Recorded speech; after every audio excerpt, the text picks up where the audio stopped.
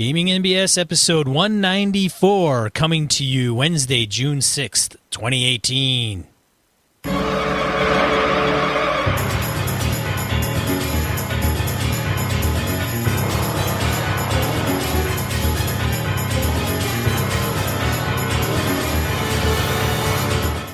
Welcome to Gaming NBS podcast. I'm one of your hosts, Sean. And I'm Brett. Welcome to the show, folks. Welcome back. Glad to have you all here. Whew. We had a hell of a weekend, Sean. Woo! We had a damn good weekend. Woo! A little Ric Flair. Yeah. And we have to have a Ric Flair because we had Papa Swick was in town. Yes. Wrestling podcast guy. There you go. So Joe is a longtime friend, supporter of the show, friend of the show, all that good stuff. And he was looking for a little gaming escape weekend. We were able to hook him up with us, Wayne Humphley. We had Kev came down from the Twin Cities. We had, good grief, we had Eric Farmer showed up. It was pretty cool. We had a lot of fun. We had a lot of good gaming done. I ran some Trail of Cthulhu. We had a good time. We had a bag of squirming baby fingers, so a little callback to Dead Babies. That was always good. And I got my ass kicked at Lords of Waterdeep. Well, I mean, did you come in last? Yeah. Oh. Yeah, I came in last. Okay. All else, I mean, Kevin and I had never played before, and we both looked at it afterwards and went, that's a damn good game. That was a lot of fun. Now that I know how it works, I'm totally going to play better next time. I didn't feel bad losing, you know. It's a good game. I liked it. I had a lot of fun with it. Yeah, it's like when Kevin mentioned about not getting into the Waterdeep and the D&D themed games, but it doesn't feel like a D&D themed game unless you get into the meta. Yeah, if you it's orange, black, white, purple. Yeah, it's resources. It's meeples. worker placement, resources, and meeples and stuff like that. Right. If you just say thieves, wizards, clerics, that type of thing, the rest of it's just trappings. It's just fancy gilding upon the rest of it. But it was a fun game. That's right. Word is, if I remember, I think Mo Tusino does not like the game. Seriously? I think he has said that before. I'm not sure. Did you literally if Mo just listens call to him us out on anymore. the show? Well, if he knows it, if he's still listening, he can correct me if I'm wrong. And I have talked to other people like I don't like it because they don't like the setup time, or some people just flat don't like worker placement games or resource management like that. So that could be a turnoff. I could see that. I see. Yeah. What else did we play? You guys? Lovecraft Letter. Oh yeah, Lovecraft Letter. That was a lot of fun. Yep. That was a damn good time. Yeah, that was fun. Paris, was that one? Card game? No. You weren't there for that. No, I wasn't. Bar. You left. Played Set. Kevin and Joe played Set. That's right. So if you're not familiar with Set, it's kind of a Mensa kind of game where you flip cards over on a table and they have different color, different shape, different shade. And some have different, like it might be 2 diamonds, 3 diamonds, right? Different color, different shade. And a set is having 3 of 4 commonalities or no commonalities. Oh, okay. Something like that. So you play, and what happens is if you see it, you say set, and then you grab the combination that would be a set. And it's I don't know, man. I look at it and go, I could stare at the table for like 10 minutes and not see. I don't see anything. What is it with you people? Exactly. And then, somebody could come in and go, oh, it's set right there. It's these 3. Yeah, it's a really good game. I think Farmer ran some BX for the guys on Sunday before everybody split down, so that was kind of cool. He did run. Saw some pictures of that. That was good. Yeah, he did run BX. So sweet. Fun-filled weekend. Good little mini weekend vacation. Gaming goodness.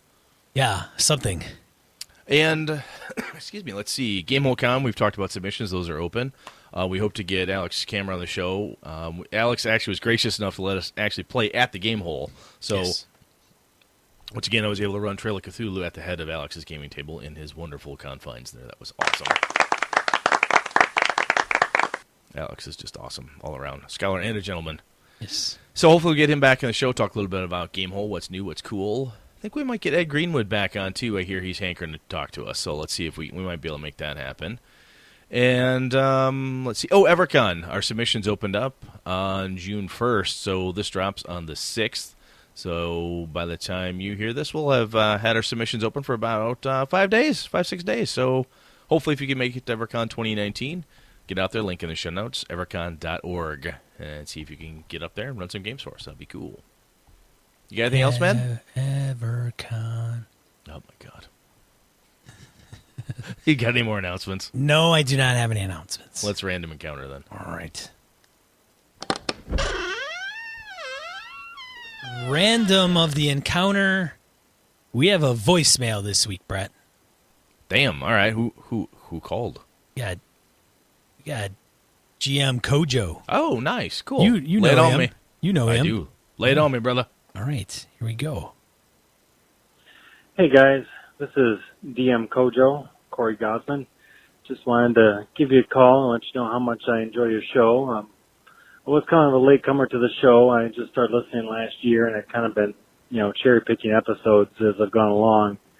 But being a teacher and having summers off, I always try to commit to going back and listening to the backlog of episodes of a given podcast as I do my summer outdoor work and all that kind of stuff. So you guys have won the sweepstakes, and you are going to be the podcast that I'm going to go back through and listen to back episodes on, starting all the way back at the beginning. So I've actually already listened up through episode 12 and really enjoying the older episodes. Episode 12 specifically, game balance. I know this is a blast from the past from like 3 years ago, but just thought I'd give some thoughts on it. Game balance to me, I'm very much with Brett on this. I'm not too worried about game balance. I like when character classes are somewhat balanced in the idea that they all can contribute something of value. This is something I really like in Dungeon Crawl Classics, is that every class feels like it has something unique that it can do that can be helpful to the party. But as far as encounters go, game balance, I don't worry about it at all. In fact, if an old school adventure says it's for levels 4 through 8, and my party's at level 2, I'm not afraid to throw them into that. I might tweak some things here and there, but basically they have to play smart. And if they run into something tougher than they are, they have to run. Now, I do always leave them a way out, multiple ways out, in fact, if they are using their heads. But if they, when it comes to combat, there is no balance in my book. Sometimes they're going to be vastly overpowering the enemy, and sometimes the enemy is going to be way more powerful than they can handle, and they got to take off and run. So, challenge ratings, I don't have any interest in. I'm all about just throwing encounters out there and making sure that my players have a good time and that they have options to role play their way out of things instead of just combat. So that's my thoughts on episode 12, and you probably get more thoughts along the way as I make my way through the back catalog this summer. The topics are really thought-provoking and interesting, and I'm really enjoying them. So keep up the great work, guys. Talk to you later. Bye. That's very kind of you, Kojo. Thanks, man. I can't hear you, Sean. Sorry, I had myself muted. There you go. Now you're better. Yeah, thanks, Corey. That's very cool. Thank you. Yeah. He agrees with Brett. Well, every dog has his day. Yeah, even in the midst of the Year of the Kelly, halfway through Year of the Kelly, I get a like. So that makes me feel pretty good. It's all right. I get it. So there's Game Balance, episode 12. Holy shit. Going back, way back in the time machine. What'll be interesting, actually, is Kojo and other people who I have not gone back and listened to, everything we've done over the year. I've listened to every episode we've done. That's when we were liberals. way back.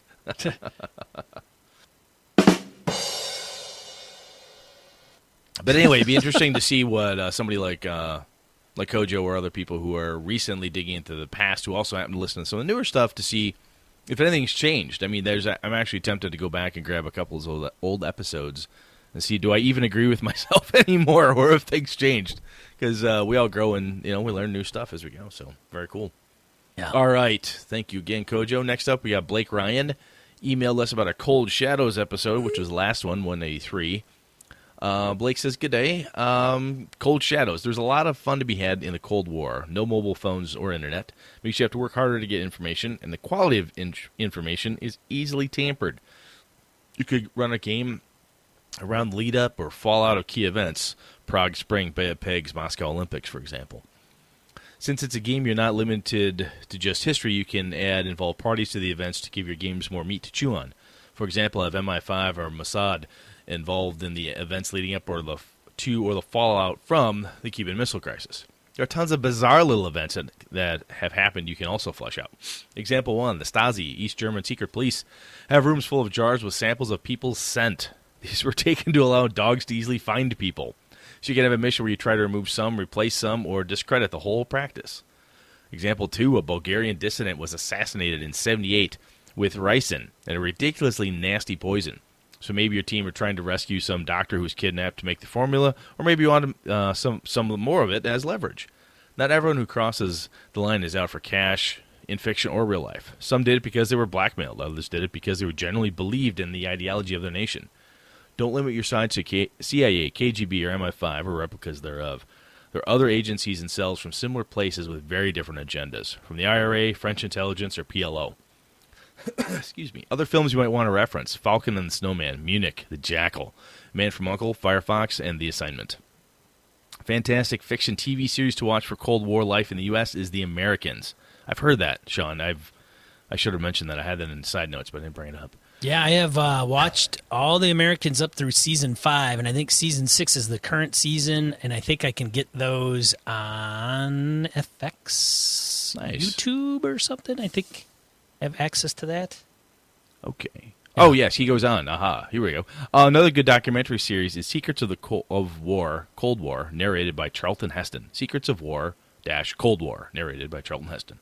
You can use plots for other games. So your B&E agent is hired by a bunch of heavy hitters from across the pond. You have to go with them to get a map and the details of a new weapon in R&D. You have to keep quiet about what you're up to, as there's a chance that the score goes south. There are 3 nearby factions will get involved, either want the score or just to kidnap you all.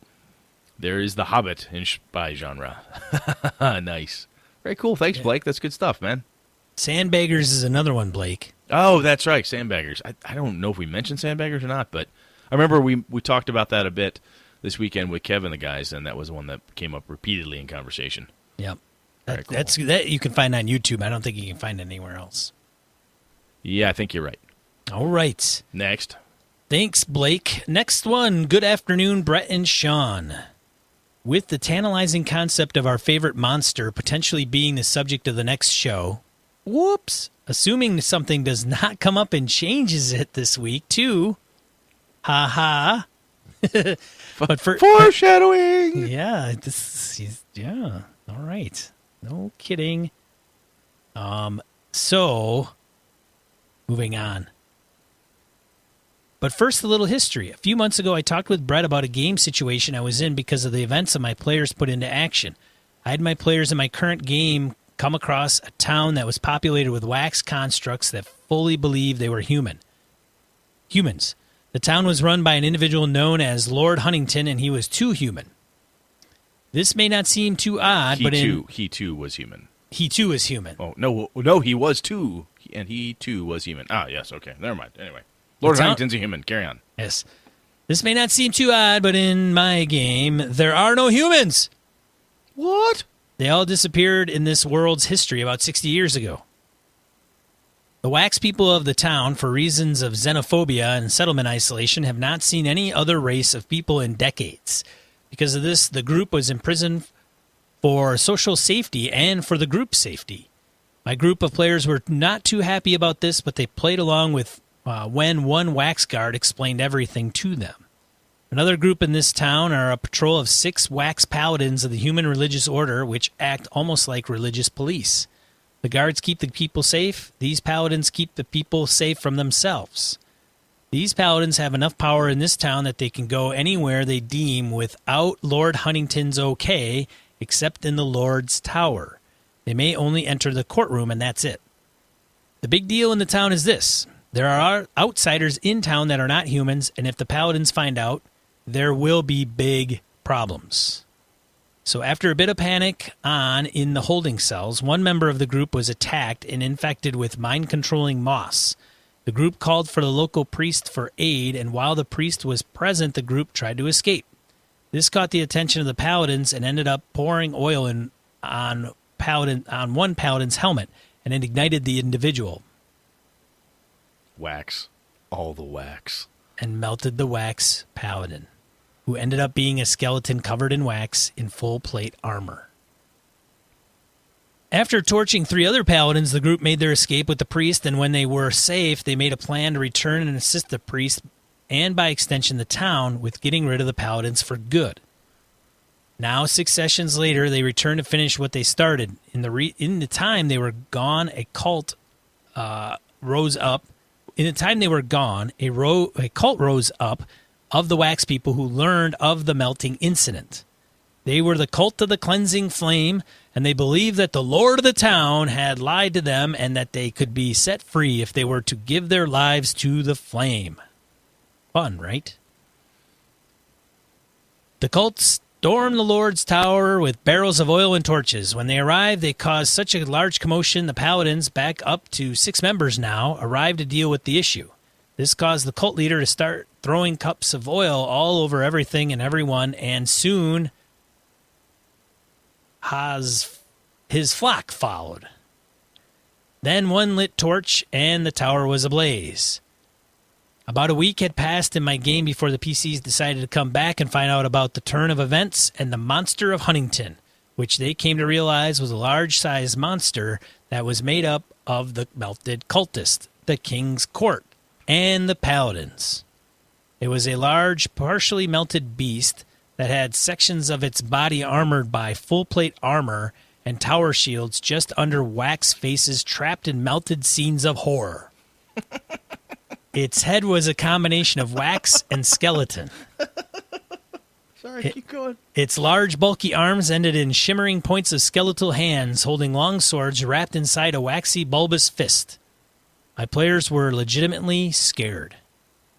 As Brett's laughing over there. So I feel my favorite monster is the one you sell the best. If I had to go with a type, I'd go with either Construct of Undead. Both offer fun, creative possibilities, and I feel both are severely underutilized. There's more to Constructs and Undead than Iron Golems and Zombies. Oh, go with either Construct or Undead. Love the show, guys. Keep being awesome. Can't wait till Game Hole. Hoping both of you can play in my Shadows of the Demon Lord game, The Harvest of Boima. VC Young. Very cool. Thanks, VC. That's good.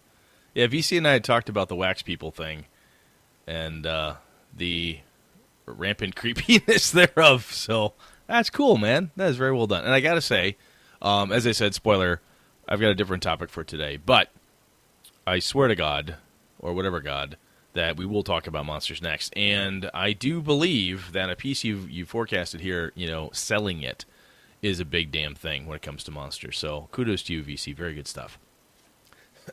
All right. Next up is Ron Bishop. Left us a comment about Cold Shadows. And you guys mentioned the succinctness of Cold Shadows. It contains 130 pages. That's great. So many RPGs have too many pages covering every little thing and some more. Holmes D&D had 48 pages. Metamorphosis Alpha has 38. Gamma World First Edition 60.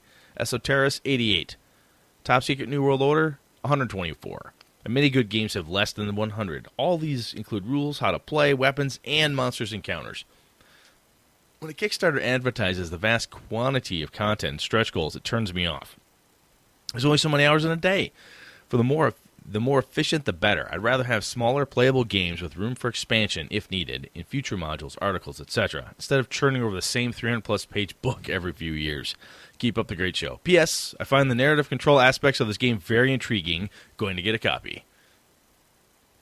Very cool. Awesome, there it is. Ron. There? Yeah. Well, we sold one. Power of podcasting, man. Yeah. And they didn't even ask us to talk about it. We just thought it was a cool game we'd talk about. Yeah. Very cool. Yes, very nice. Thanks, Ron. And yes, mileage may vary, so note to self, send Ron a copy of Midgard, the campaign setting. Whomp! I'll get him a hard copy of Astonishing Swordsman Sorcerer's Hyperborea, which There's is a good actually one. thicker than DCC. Good Lord. Yeah. No, I get it, dude. That's cool. That's very, very cool. Yeah, and it's all good. Sean and I, just as a quick aside before we jump into the main topic next, is we've been talking about different things to do. So if folks liked the Cold Shadows talk, even if it wasn't something that you'd want to hear all the time, if take a look at a game system like that is something that you think is interesting in that type of format, the way we went through it, let us know. We'll be happy to do that type of thing again. Won't be something we have to do every week because that could get to be a bit much. But it's definitely something we had fun doing, and I would like to do it again if it's something that people would find worth listening to. So let us know. Yeah, there's plenty of podcasts out there that cover different games. That is for sure. And we certainly don't want to become necessarily D&D podcast, though we do make a ton of references to the granddaddy of them all, because I think it's more of a common denominator than anything, really. Yeah. But, there's also other games out there that we think that some people may want to just know that they exist and that they're a little bit different, and sometimes you can learn. I think sometimes you can learn from some of those. Oh, yeah. Different approaches to rules and how to approach different scenes or what have you. Even if you picked up Cold Shadow simply because you're like, man, I have this thing I want to do in a Cold War. How would I set up an agency? How would I set up a thing like that?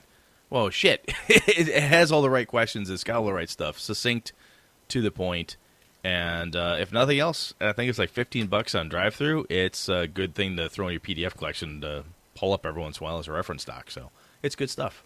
Yeah. Awesome. Yeah. All right. Shall we? Yeah, let's get into the main topic.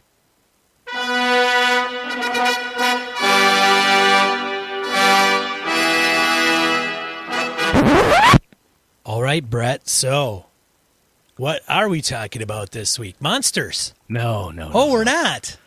Well, maybe. We'll see how it all goes. Maybe it gets into monsters. Maybe it talks about the monster that is me. No, I'm kidding. No, Brett's a monster. Hopefully not that bad. Anyway, so one of the things that happened amidst the fun and frivolity of our gaming weekend, which was a lot of fun, as I said,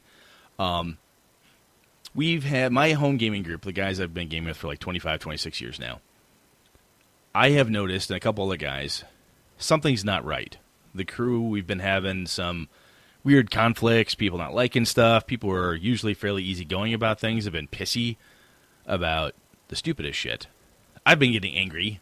Well, hold on now. No, hold on now. You're talking about getting angry about the stupidest shit. Mm-hmm. Now let's be fair. It may be stupid to some, but not to all. Exactly. You're going exactly where I am. Okay. So what's happening is that Vision, he's doing this thing. Oh, that's just stupid. Why is he mad at this? Why is Brett upset about this?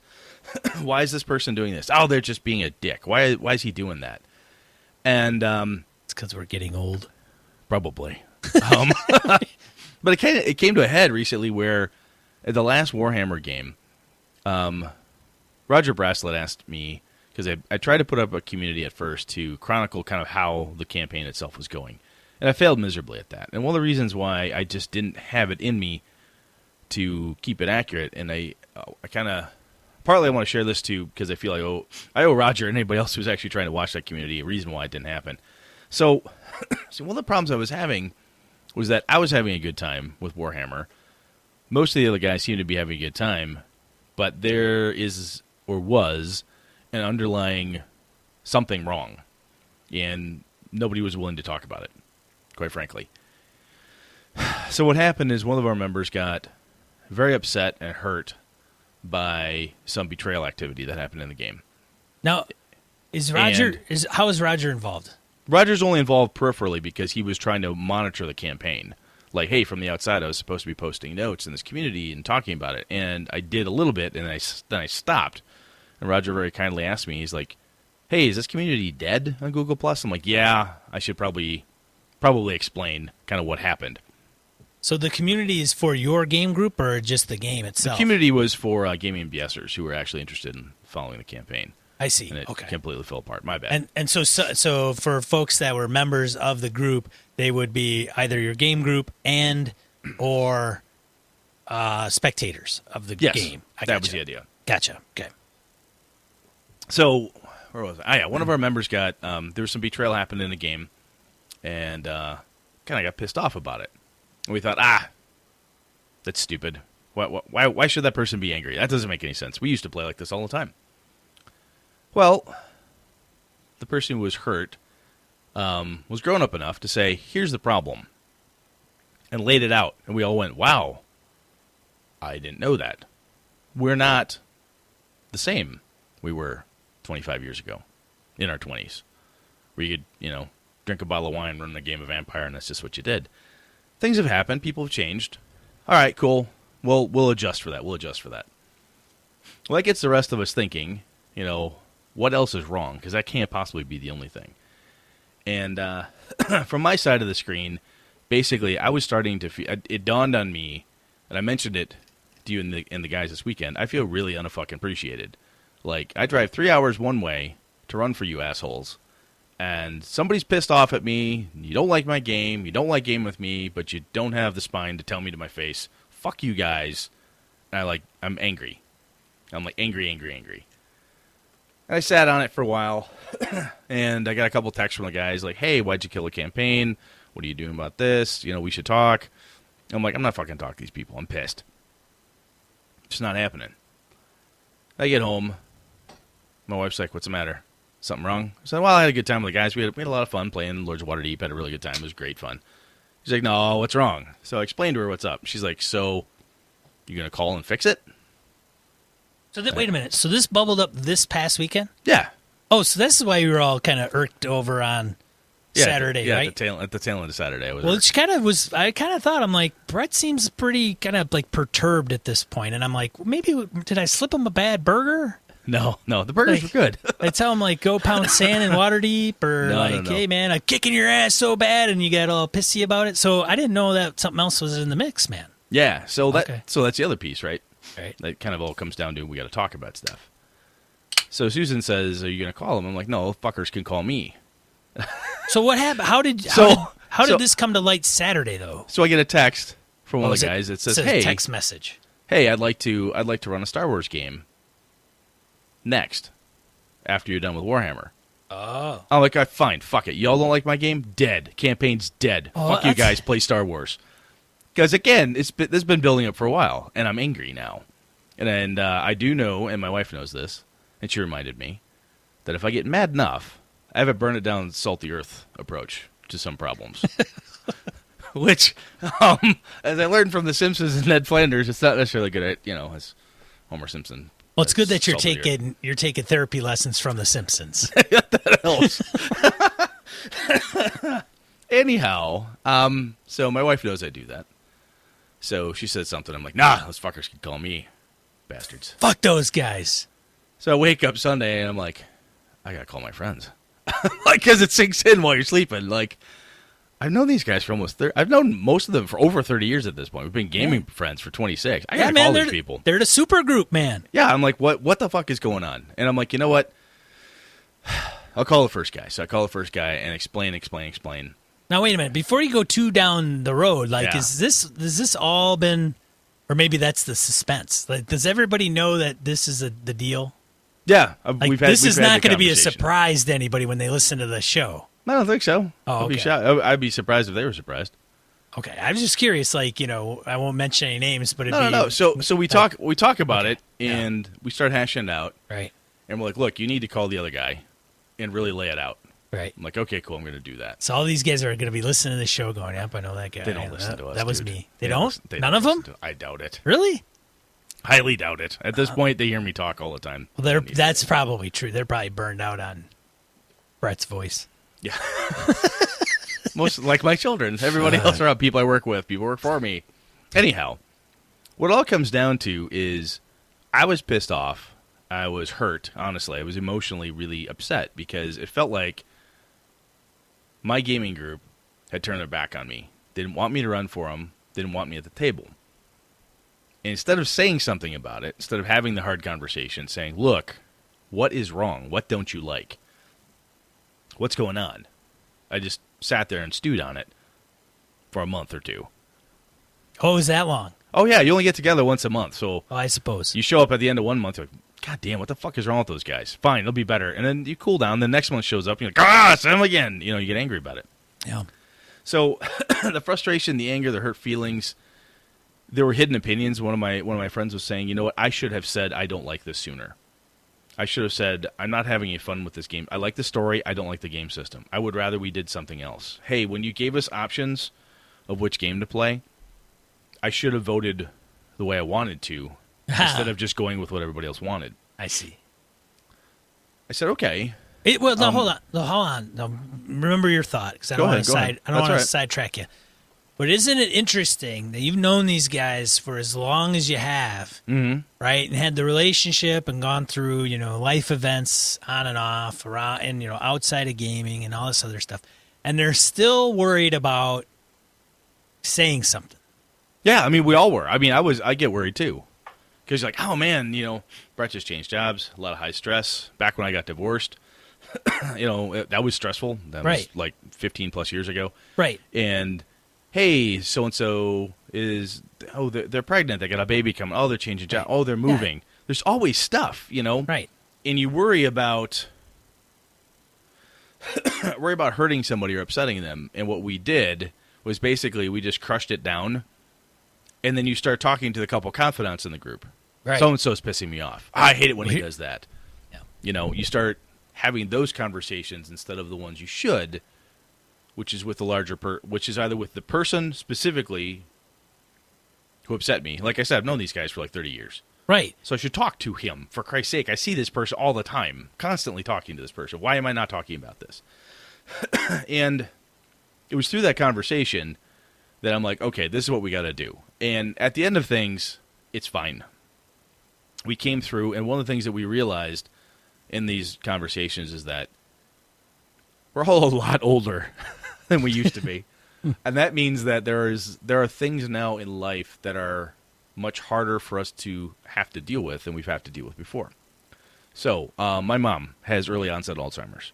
So depending on how it goes when I go up to my hometown to talk to the guys, hang out, game with them, if I go in, if I'm talking to my dad, like, hey, I'm coming up, I want to check in on you and Mom, see how things are going.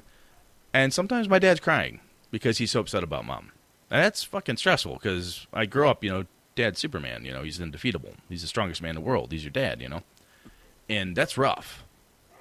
I keep thinking, my mom's losing her mind. That's terrible. So that gets in your head and you think about that stuff. And then another friend of mine, his dad was sick for a while, got better.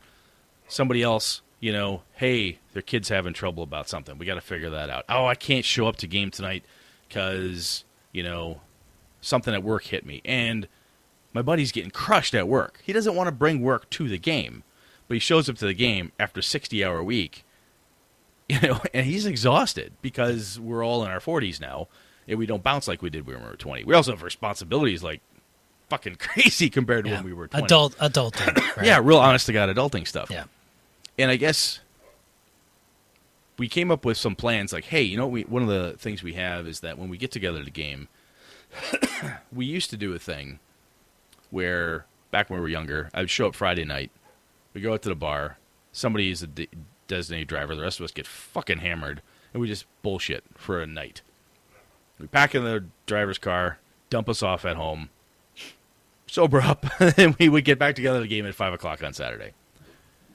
And we did some variation on that theme. Always, it changed now. We're not that stupid anymore. But the, hey, how's it going talk has become that almost required friend therapy thing that we need and like to do for each other.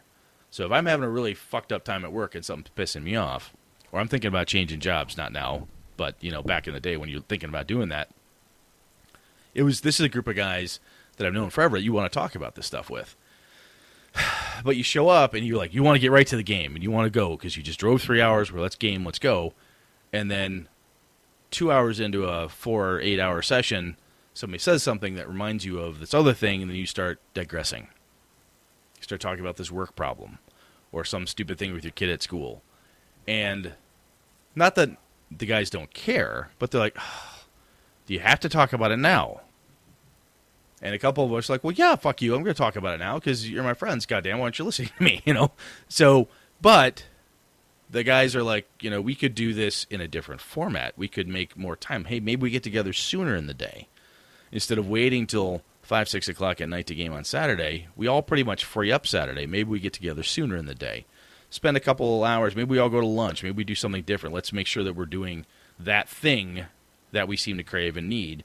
So that, one, it doesn't necessarily interrupt the game because we really take our gaming very seriously, but also crack into those pieces so that that frustration, anger, and those hurt feelings, which are all based on basically not wanting to drag something out, right? Not wanting to have the hard conversation. So I think it was really painful. It was not fun. I spent many hours on the phone on Sunday, but I think at the end of all things, it was absolutely worth it. It wasn't fun to have to say, hey, I think you and these other guys don't want me at the table anymore. Is that true? That's a hard thing to ask a bunch of people you've gamed with for 20 plus years. You know, why don't you like me anymore? Is essentially the question, and that's tough. That's a hard thing to say, and you know, it wasn't just Brett being the big guy. Oh, he's going to lead the charge. They all started. They're texting me. They're calling me. We're having conversations back and forth. So everybody went, you know, fuck all this. We're friends. We're not going to do something stupid here. Let's fix the problem. And I think there's the strength and credit to my group and my friends, just to pat us all on the back for a second, is that when we did realize that there was a problem and people started to crack, the texts go out, the phone calls happen. Call me. What's going on? We need to talk. Hey, I want to help you out. Let's get back together. Let's talk about this thing. And that's critical to keeping the group together. People have asked me over the years, how do you keep a group together for 26, almost 30 years? And this is one of those things. As you grow and you change and responsibilities in life hit you, when shit starts to break like this, and you're all friends, you've known each other all this time, sometimes you've got to put in the extra time to do this type of thing. So I guess the moral of the story, Sean, is that oftentimes we'll talk about, you know, problem players, and we always say talk. You know, talk to the game master, talk to the players. What's going on? Why is this? Why is that? And I was becoming a problem player at my own table, right? I was becoming belligerent and angry with people because of reasons that had nothing to do with them, really. But it was all because of something that just wasn't being discussed. And I know it's kind of corny, touchy-feely, but it's true. We've got to talk about this stuff. Does that make sense?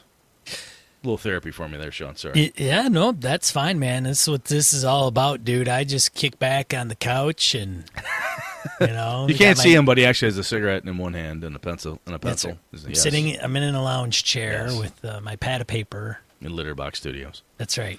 There we are. Yeah, well, the lesson I think I've learned is you just never question it, and you always just do what Brett wants. And you smile with a happy face, and you show up like this is the greatest game on earth, and it's no matter what the rules set. So when Brett whips out Fatal, whoa, you're easy now. You're like, yay! Yeah, I want to play that. Yeah, this is going to be great. Wow, now you and I have to have a talk now. Look what you did. Apparently, yeah. Have you ever had anything like that? You don't have to dive deep, dude. It's not. No, it's fine. It's fine. I mean, I've gone through the therapy already, Brett. Okay, I just want to check. I just want to make sure you're okay. Yeah, I've moved on to drinking, medicine, drugs, alcohol. There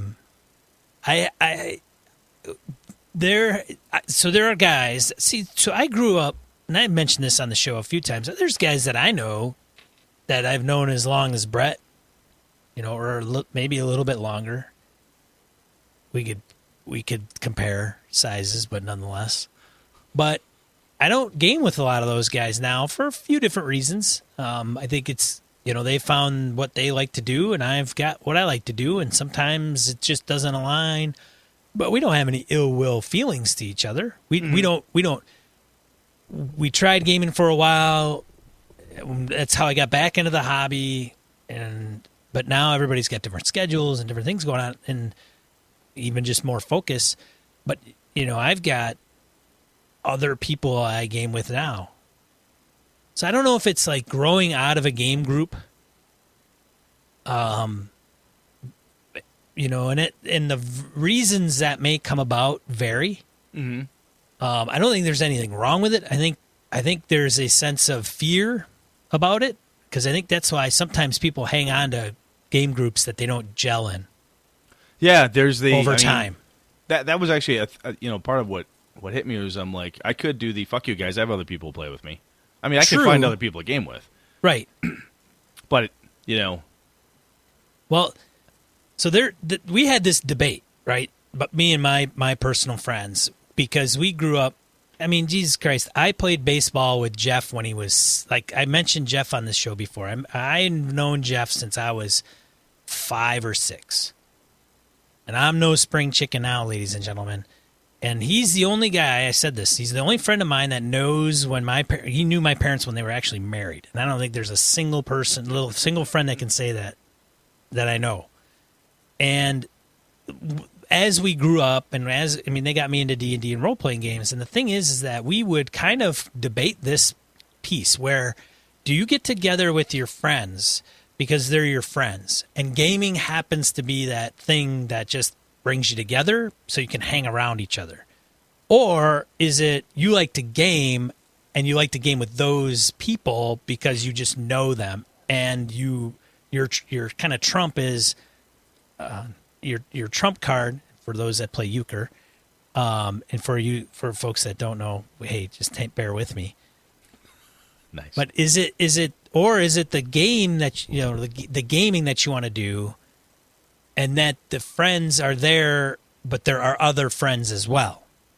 And so as things went on, because we would say, we would want the combination. I want to play with these guys or girls, and we want to play this game, and that's great. But I think, but there's always a person that may not show up, or it kind of crumbles. You get a new player because one person can't show up, and then you get into the game, and it's really not the game you want to play. So, like, expectations, I think, as we grow older, are higher. I think that's in general. That's why a lot of shit doesn't age well, right? Yeah, and we've talked about, our free time is more precious now. Very, very, yes, very good point. And that was part of my heartburn, right? As I said, I drive 3 hours one way to hang out with people, and then to not have them want to be there, you feel like, really? But you don't prep, Brett, so who gives a shit? Oh. I'm just kidding. But you don't prep. Because, see, Brett could say, I drive 3 hours, I prep for 2 days. See, you can't play that card, where most of us have to. Like, hey, man, I prepped for this game. Whatever, my feelings matter, you dick. They do. I know. And the whole lesson of this episode is that Brett, I'm going to title this. Brett has feelings? Brett has feelings. It's true. Brett has a heart. I do, indeed. That only took 194 shows. Yeah, and he's proved he cares. But we broke him down, ladies and gentlemen. We broke him down. He's caved, and he's human. Well, so jokes about feelings and such aside, which I know some people may find a little, not quite nice, but it's a little humor. That's all. It is. Taking a serious topic and just kind of like levity. Yeah. But you're right. I mean, there's one of the things that I've always felt is very special about my group is that we have a really cool mix where, hey, we've been in each other's weddings. We have, shown up the day after the kids are born. We always, hey, so-and-so is going to be there. Hey, I'll go to the karate tournament to see your kid. Or, I'll go do that. Hey, I'll help you move. I want to, be part of a gaming convention. Fine, I'll do that too. Because you're doing it, I'll help you do that thing. So we have a good friendship outside of the game as well. And I think that dangerous is too strong a word, but I think the tensions become perhaps even more so sometimes when it gets weird or when something's wrong. More is at stake, perhaps is a better way to put it, simply because it's not just, I don't just go up there to game with them, I go up there to hang out with them. Yeah. And we get together once a month because we care about each other. We're as close as family as you can get without being family. So it does make sense that, if you're part of a family, you haven't had a family drama yet, you good for you. But it makes sense that you're going to have these moments where you've got to get together and talk. And I would say even if, excuse me, very much excuse me, even on a lesser level, Sean and I are gaming with Kevin, and we've got, a third person, a fourth or fifth person playing with us, and there's a problem. It behooves us to talk to that person instead of everybody trying to sweep the thing under the rug, everybody trying to just make nice, or it'll work, it'll be okay. There's levels of what people are able to tolerate or willing to tolerate, but I think my case is probably very extreme, at least it was for me. But it was definitely, if not, even if it's, you take the friendship component, well, I can't take the friendship piece out, but it was worth every difficult few hours I spent on the phone on Sunday to have those talks. It was absolutely worth it. And I think it's worth putting the time in to have the conversation. We were ready to say, you know what, if this doesn't work, if I don't want to, if you really don't want me there, okay, I just need you to say so. And we were, no, that's not the case. Let's talk about this, because dead serious. If you guys want a game and not game with me, I can take a break and come back. We could do something different. Do you want to run a game I don't give a shit about? Maybe we do something different. So we talked about all different permutations and so on of that. And I think it was like I said, a deep, hard conversation, but it was worth having. Do you think, Brett, because I think sometimes in certain situations when they're really kind of tense, there's a lot kind of at the table. Do you, I mean, and this is not a judgment call on any of the people involved by any means, but, you know, it can be very difficult for people to be completely honest. Oh, yeah, absolutely. Right? Because we don't want to crush somebody, or we don't want to convey something where that person feels crushed. We may not think it's that soul crushing, but we know that that person may misinterpret it, whatever the scenario. So having gone through what you did this past weekend in that group, do you think that everybody knows exactly where everybody stands and everybody's been very candid and very open so that in 2 weeks there isn't something hidden? So I think we're probably 85 to 90% there. So when we get together next time to game, we talked about it, and I'm like, look, I didn't get everybody on the phone. So some people are like, it's, you know, we can figure this out or whatever. So how do I say this? So basically what's going to happen next time we get together, we're going to say, look, here's the deal. Here's where we're at. This is what we talked about. A couple of you weren't available. I need everybody up to speed. This is where the group is at right now. I don't want anybody to be mad. I don't want any hurt feelings right now. Let's just talk about this. Are we cool? Are we good? Are we ready to, like, can we move on? You know? And right. I told them all, I said, I'm going to kill the Warhammer campaign. I said, it was fun for a while. It had some really cool, very fun moments. But it became kind of, that event was kind of a lightning rod piece. And I said, let's just kill it. It's a fucking game, man. We can cancel that campaign, play a different campaign for a while. I'll let somebody else run. I don't care. I'll play Star Wars. And I don't care. I mean, I don't like Star Wars much, but hey, it's with my friends. I'll game something, you know. I'll just sit on the ship and shoot stuff. Well, and is that acceptable, Brett? Because you say that. Oh, yeah. No, you know, because you know what I'm saying, though. You know where I'm going. I totally get it. Yeah. It's my. It's kind of like, well, I don't really like it, but fuck it, I'll play it anyway. No, because I had the conversation with the guys, and I said, look, you know, I'm just going to treat it like a con game. I'm going to come in and treat this like a convention event. You know, I want to try this game. I haven't played. I think they want to play West End Game Star Wars, which I have not played since high schoolish. I'm like, you know what? Let's go. I've not played this in forever. Let's just take it for a run, and let's see how it goes. If I don't like it, I'll bow out. They're like, yeah, that's cool. The guy who wants to run it said, that's totally fine, but if it's not your thing, that's fine. No hard feelings. So we're going to talk all that out. We're going to talk about all that stuff and make sure everybody says their piece and make sure everything is clean. Now, is there potential that you don't get it all out? Right? Yeah, it's there. There's always the chance that somebody has something they don't want to talk about. And that's fine and that's fair. You know, not everybody wants to say, hey, this is a personal problem I have, and that's coloring what's happening to me right now, or how I'm treating you guys. I'm not saying that's the case. I don't even know if that's the case, but if it is, some people may not want to do that, and that's fine. I think though that just by a number of us recognizing and talking about the thing out loud with the whole crew and saying, look, ladies and gentlemen, here's the deal. We want to make sure we're still having fun, having a good time. Here's what we want to do.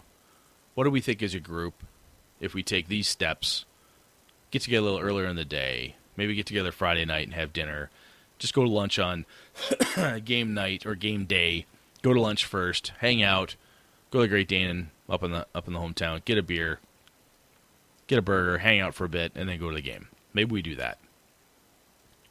But put a plan together that everybody's willing to at least try. And we could get to a point where I may say, you know what, I really, honest to God, I don't like Star Wars enough, I'm not going to play. Is that okay? and bring it up. And if somebody gets upset by it or whatever, you don't want to kill the group. But I think by talking it all out with enough history that we have, I think it's a solvable problem.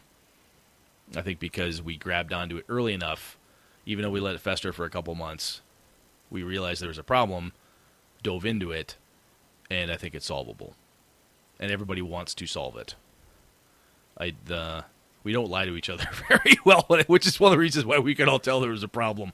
When you're hiding something, we've known each other for too damn long. You can tell there's something up. So I think it's solvable. Does that answer your question? It does. I just wanted to make sure because, not a You want lot. to come back here all upset again, do you? Well, no, it's fine. It's all good. I think you handle it any way you can, but it's just some people, you don't want to hurt people's feelings. I think a lot of people inherently, there are people that do that, but I don't think they're self-aware. And so they don't get the social cues. They don't understand that. And frankly, they probably don't have a lot of good friends because they're just too crass. They're too harsh. Some appreciate it, but at the same time, if you go to them for advice, it might be great, but it may not be go to them. Some people just want to, hey, I want to just vent. I want you to say yes, even though you may not agree with me, because I just want to be self-assured or reassured. Yeah, I need to be heard. I don't need you to solve this problem. Just listen to the problem. Right. Yeah, and it's kind of like, And I know somebody probably has listened to this and thought, fucking A, Brett, shut up. Well, and somebody else, which they probably think all the time anyway. And somebody else has probably heard it and said, well, I think what you should have done was X, or perhaps there's a better way to account for it. And this is where I've known this group for a long time, so I think what we're trying to do and how we're going to go about it, some of it's kind of private, so I don't want to talk about all the uber gross-ass details. It's nobody else's business. But no. I think what we're going to do makes sense and fits what we want to do. And I guess at the end, I encourage everybody listening, if you're having anything similar, go talk about it. I've talked to other people who've asked me offline from here, I'm having trouble with X. And I'm like, well, just simply go talk to them. And it's very easy. It's an easy thing to say. It's an easy statement. A very easy statement to make because it's a very true statement. But it is hard sometimes, very, very hard to pull off. Especially with people you've known for a long time, you've been friends with since the last time your parents were married. It can be hard to have that discussion. But it's, anyway, in my opinion, it's worth trying, at least. So, anyway, that's all I had. Next week, we'll talk about something fun and not depressing. So, well, I think it's a sense of, Brett, you are not the only one that has ever happened to have this happen absolutely not. It's just one of those things where I thought, I should bring this up just because it's not just me. And I think it's worth saying. Or it is. It's happened to you. You've gone through it, and so some people are probably maybe they don't know what to do or how to do it, and or you don't want to be dismissive. No, you don't, and that's you're right. It's a fine line to walk, and but I think it's definitely worth talking about, and I think when I say talk about it, all the conversations that I've had have been open, honest. There's no yelling. There's no name calling. There is, you did X, and that caused me to feel a certain way. Let's talk about that thing. Yep. It was not, you hurt me, you fucker, right? It's your fault, I'm mad at you. Say you're sorry. That attitude, all of us who've had conversations talked about it, and we were very clear that we're trying to solve a problem here. So we're not here to blame, hurt, and slam and tear the other guy a new ass because they may have made a mistake they didn't even understand that they made. Right? So it was it's an intelligent discourse back and forth, as intelligent as we get anyway, and respectful. And I think respectful is key. Yeah. Respectful conversation has gotten us from a very rocky spot in my gaming group and my friends' setup to what I think is going to be a much better place at the end. So all good, hopefully. I have a question for you, Brett. Yeah, man. So I know these are your friends. Mm-hmm. And I know nobody's questioning that. I know you've gamed with them a long time, but I dare you to question that. No, I'm But kidding. do you feel, I guess, if you didn't have those guys, you would still game? Yes. Okay. Yeah. This if for some quite honestly horrible reason that group fell apart, that didn't exist. It's going to happen at some point. Someone's going to die, right? Move away, Well- not be able to. Something's going to happen. But what if somebody came up to you and said they just don't want to game with your group? Okay. I've had that happen before and they've left. You know what I'm saying? I Yep. guess my point is that there could come a day where the maybe it's crazy. Maybe it's just completely not even a possibility. Like it's to even think of it as ridiculous. But there could become a day where you guys just don't game together, Yeah, that's possible. or for whatever reason. If that happens, I like That doesn't mean you guys are any lesser friends. no, absolutely not. Right? Absolutely not. I've got guys I used to deer hunt with that I don't deer hunt with anymore. I've got guys I used to ride motorcycle with that I'm still friends with that I don't ride motorcycle anymore. Right. I still talk to Henry. You've ridden bike with Henry and I. Yeah, no, And Henry's still a great guy. No intention of not being friends with Henry, Right. and all that stuff. So there's no reason that would change. Right. We could easily just find a different group to game with, though, if I had to. So that's been the situation I've had occur. Yeah. Where, yep. So I had a game group that, for me to say that I brought them all together might be a little over the top, but I think I've played an instrumental role with creating a group, and some have moved on. But that a lot of the core members of that group are still gaming, and I'm not with them. And now it's a little different situation because I haven't known them for 20, 30, 40 years. But still, there's a sense of, no, I get where you're going. Well, so, I ran into them at GameholeCon. Oh, okay. In November. Yeah, and a majority of them showed up. No animosity towards them. I think there's something in the back of my brain that kind of wonders a little. I know why I wasn't originally gaming with them anymore. Mm-hmm. I know the catalyst, but there was a point where I kind of went back to those guys and said, "Hey, I'm kind of done sitting on my ass and being without a game. So, you guys got a chair at the table." And now, not to make up and be disillusioned or make up some weird story, but as far as I know, it was kind of like, it wasn't like, hey, everybody's standing at the doorway rolling out the red carpet, welcoming me in with a platter of champagne and hors d'oeuvres. Mm-hmm. Which is the only proper way to welcome Sean, Well, by the way. Note to the folks that are out there.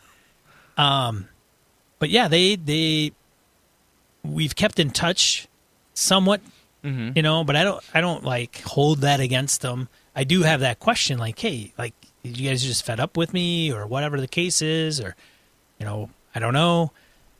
They continue to game as far as I know, but, I've moved on. We've talked about this before, is that if you have a shitty gaming group, it's easy, not easy, but it's easier now, in my opinion, than it ever has been, to find a new group. There's Roll20, there's Google Plus communities, there's a Gaming BS community for crying out loud. You can find somebody out there to game with. You can. Hell, Hobbs will run a game for you. They'll run a game for anybody. Yeah. You can play with Hobbs. At the very least. Kick in a couple bucks to his Patreon, and You're in. And you're in. But anyway, point is that you can find online games now a lot easier than you ever could before. You find very good online games now. It doesn't mean that it's still easy. It's easier insofar as that it's simpler to find new groups. Sean and I talk about back in the day, if you lost your group, you were without a group. You were just fucking done.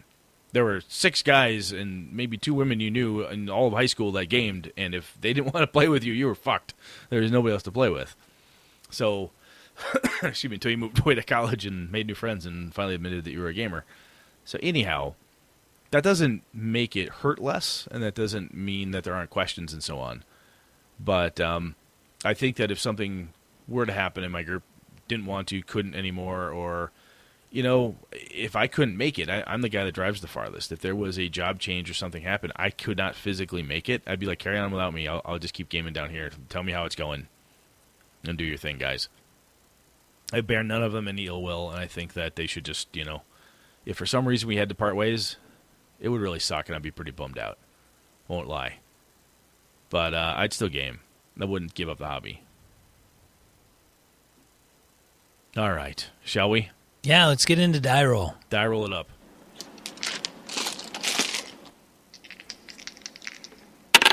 All right. D-roll. So I got a few this week. Yeah, and I got nothing. I was too busy venting my spleen, apparently. I'm sorry. That's all right, Brett. Numero uno, How Tolkien Created Middle-earth.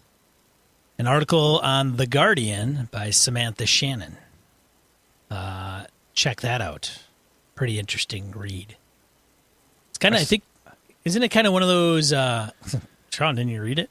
No, I was going to say, I love Tolkien, so I see this stuff and I'm like, wow, this is kind of cool. I have seen a number of different how he created, what he did type of things. So I haven't had a chance to parse through this, but I'm curious to dive into it a little bit simply because it's interesting to see if there's anything new or different. Well, I think, didn't Chris Tolkien put out stuff like books? Yeah, Christopher Tolkien put out a number of different things around it. So about like, hey, these were really meant to be like this, but they ended up being like that. Yeah, I mean, I remember vaguely Noldor elves being called gnomes at one point and various other things. Right. There's some of the ancient texts of the times. But yeah, no, it's interesting, if nothing else, to see the creative process or how things have changed or what they were. And the other thing that could be fun, if you want to take a really pure gamer approach to it, is talk about a cool way to make Middle-earth your own. Oh. Find an original piece. Take the Middle-earth setting. High elves or gnomes.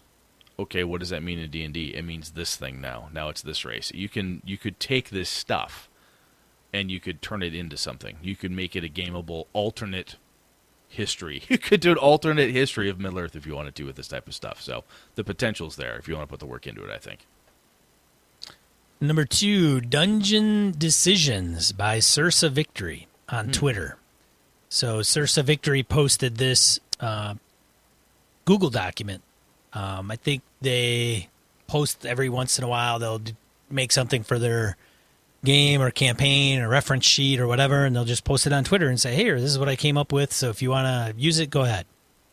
This is cool. Yeah. Things like, resource trade, dilemma, blind decisions, handcuffing decisions, choice of actions now versus later. Ah, cool. Nice. I like that. Yeah. That's good stuff, dude.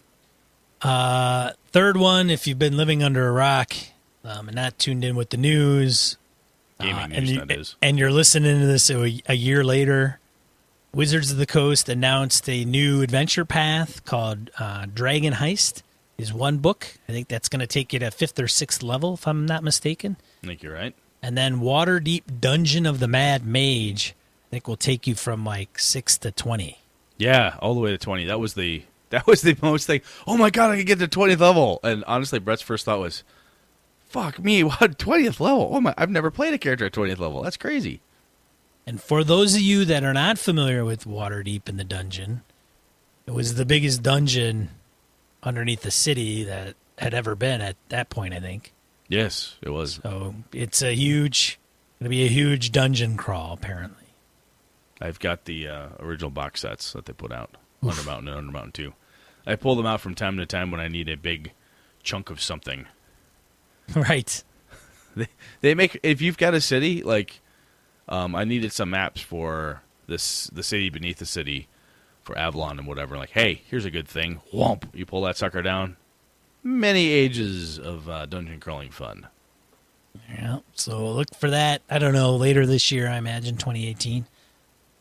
The last one, Dungeons & Dragons Art and Arcana, which is featured on Gizmodo. So they're releasing an art, book of art from Dungeons & Dragons, and there's multiple authors that are involved in that book. It's very pretty and nice looking.